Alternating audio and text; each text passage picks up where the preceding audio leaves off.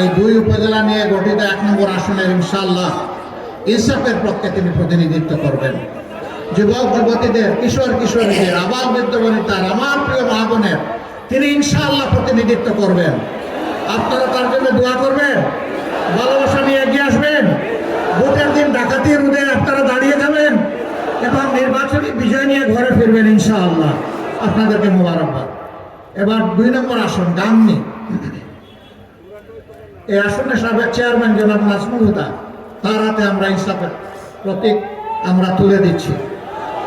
ইনশাআল্লাহ আপনারা ইনসাফের প্রতীককে বিজয়ী করবেন, তার জন্য দোয়া করবেন, তাকে ভালোবাসবেন এবং তার হাতকে আপনারা শক্তিশালী করবেন। তার হাতকে শক্তিশালী করার মানেই হচ্ছে 18 কোটি মানুষকে নিরাপত্তা চাদরে ডেকে দেওয়ার চেষ্টা করা।